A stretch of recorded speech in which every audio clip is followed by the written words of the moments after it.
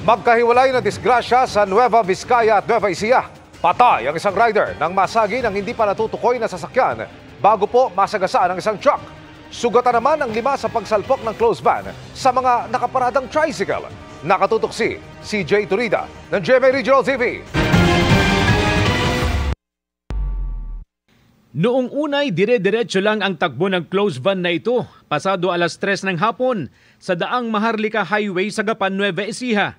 Pero bigla itong lumiko sa barangay Santo Niño. At 4 na nakaparadang tricycle ang nasalpok. Nadali rin ang isang bystander, 2 tricycle driver at 2 pasahero. 2 sa kanila ay critical sa ospital. Nawalan po ng control. Unfortunately po, nung siya po ay nawalan na ng control, sinubukan po niyang iwasan yung mga motorista sa harapan. At pinilit po na iliko sa kanto, sa hindi po inaasahan, ay inararo po niya yung 4 na nakaparadang tricycle. Nagkaroon din po ng 5 injury mga tao na nandun po. Lulan ng closed van ng mga farm products na dadalhin sana sa bayan ng Llanera. Sinampahan na ng kaukulang kaso ang driver ng closed van. Ay, pasok mo yung kamay niya para hindi mamas lalong ano. Sa hiwalay na disgrasya sa Bagabag, Nueva Vizcaya, kita sa video kung paanong sinusubukang alisin ng mga otoridad ang lalaking biktima na naipit sa ilalim ng gulong ng truck.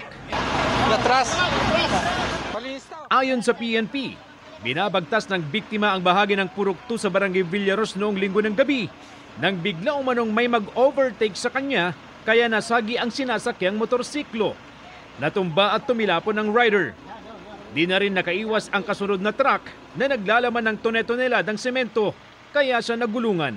Sir, sa mga nakakita, may yung 3 vehicles na involved, kabilang na po yung victim natin, nakamotor. Going Isabela po sila. Ngayon, may nakasunod daw na unidentified vehicle na nag-overtake, tapos nasagi po yung motor, tapos natumba, saka naman po na gulungan ng nakasunod na trailer. Patuloy ang investigasyon ng pulisya para matukoy ang unang motoristang nakasagi sa biktima upang mapanagot din. Wala pang pahayag ang mga sangkot sa magkahiwalay na aksidente, pati ang kanilang mga kaanak. Mula sa GMA Regional TV at GMA Integrated News, CJ Torida, nakatutok 24 oras.